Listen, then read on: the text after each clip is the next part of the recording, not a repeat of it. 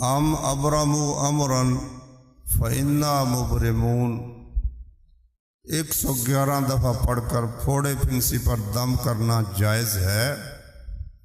اہل علم نے صحیح بخاری کی ایک حدیث سے استدلال کیا ہے جو کہ ابو سعید خدری رضی اللہ تعالی عنہ سے مروی ہے۔ وہ کہتے ہیں کہ ہم لوگ ایک سفر میں تھے، ایک قبیلے پر سے گزر ہوا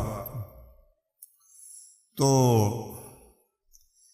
ان سے مہمانی طلب کی تو انہوں نے مہمانی کرنے سے انکار کر دیا۔ بہرحال وہاں خیمے لگا کر ٹھہرے صحابہ کرام، اب آرام تو کرنا ہی تھا آگے سفر جاری کرنے کے لیے۔ ان کے سردار کو سانپ نے ڈس لیا، جو کچھ وہ کر سکتے تھے نہ علاج بھی کیا، دم درود بھی کیا، لیکن کوئی فائدہ نہ ہوا۔ تو پھر وہ مسلمانوں کے پاس، صحابہ کے پاس آئے کہ بھائی تم میں کوئی شخص ہے جو دم کرتا ہو؟ تو ابو سعید رضی اللہ عنہ کہنے لگے ہاں میں دم کرتا ہوں، لیکن تم نے ہماری مہمانی نہیں کی، اب مفت نہیں ہوگا، کچھ نہ کچھ دینا پڑے گا۔ تو بات طے ہوئی 30 بکریوں پر۔ تو انہوں نے سورہ فاتحہ پڑھی اور پڑھ کر اس پر تھوکا تو وہ بالکل ٹھیک ہو گیا، بکریاں انہوں نے دے دی۔ اب وہ کچھ کہنے لگے جی دیکھو اس نے قرآن پڑھ کر پیسے لیے ہیں، اجرت لی ہے، کچھ کہنے لگے کوئی حرج نہیں۔ تو ابو سعید نے کہا بھی رسول اللہ صلی اللہ علیہ وسلم سے پوچھ کر کریں گے جو کچھ کرنا ہے۔ تو نبی صلی اللہ علیہ وسلم کو جا کر بات سنائی۔ آپ نے فرمایا کہ ان احق ما اخذتم علیہ اجرا کتاب اللہ ہے، اگر اجرت لی ہے تو کیا ہوا، سب سے زیادہ حقدار جس پر اجرت لی جائے وہ اللہ کی کتاب ہے۔ اور آپ نے یہ فرمایا وما یدریک انہ رقیۃ، کہ ابو سعید تجھے کیسے پتہ چلا کہ یہ دم ہے، تجھے کیسے پتہ چلا؟ اس کا مطلب یہ نکلا کہ ابھی تک رسول اللہ صلی اللہ علیہ وسلم نے یہ بطور دم نہیں سکھایا تھا۔ تو وہ بعض روایتوں میں آتا ہے اس نے کہا کہ یا رسول اللہ شیء القی فی روعی، بس میرے دل میں یہ خیال آیا کہ سورہ فاتحہ پڑھتا ہوں تو اللہ تعالیٰ فائدہ کر دے گا۔ اس سے استدلال کرتے ہیں کہ اگر کسی شخص کے دل میں کوئی خیال آئے کہ فلاں آیت پڑھنے سے جو فائدہ ہو جائے گا تو اس میں کوئی حرج کی بات نہیں ہے۔ تو بہرحال مناسبت تو ہونی چاہیے نا، کچھ نہ کچھ۔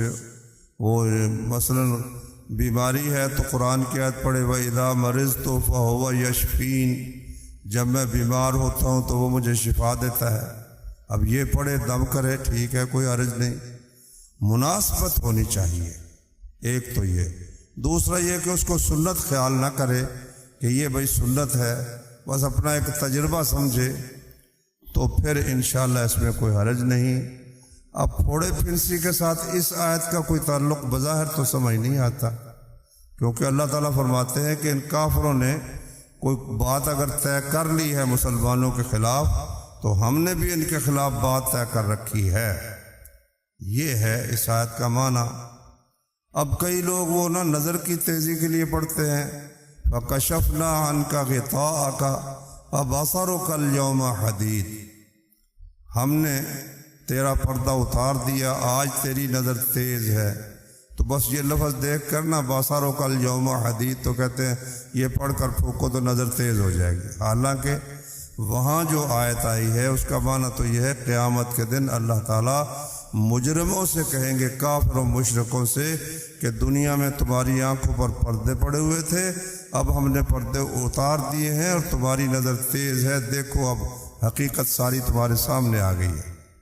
تو بہرحال اس طرح کر کے لوگوں نے کتابیں بھی لکھ دی ہیں، تو انہوں نے تو عجیب و غریب چیزیں بھی بنا دی ہیں۔ مثال کے طور پر اعمال قرآنی، یہ مولانا تھانوی نے لکھی ہے، اس میں لکھا ہے کہ خربوزہ اگر مثال کے طور پر پکڑنا ہے میٹھا نکلتا ہے کہ نہیں نکلتا، تو کہتے ہیں یہ آیت پڑھو اذ قتلتم نفسا فادارأتم فیہا واللہ مخرج ما کنتم تکتمون، تو وہ خربوزہ میٹھا نکلے گا۔ یہ تو فضول بات ہے، اگر میٹھا ہے تو اس نے میٹھا نکلنا ہے نا، اگر ہے ہی پھیکے تو میٹھا کیسے ہو جائے گا؟ تو اس طرح کر کے وہ عجیب و غریب باتیں بھی لوگوں نے بنائی ہوئی ہیں۔ خلاصہ بہرحال یہ ہے کہ اگر کوئی مناسبت آیت کی ہے کسی چیز کے ساتھ تو وہ پڑھ سکتا ہے۔ سبحان ربک رب العزت عما یصفون وسلام علی المرسلین الحمد للہ رب العالمین۔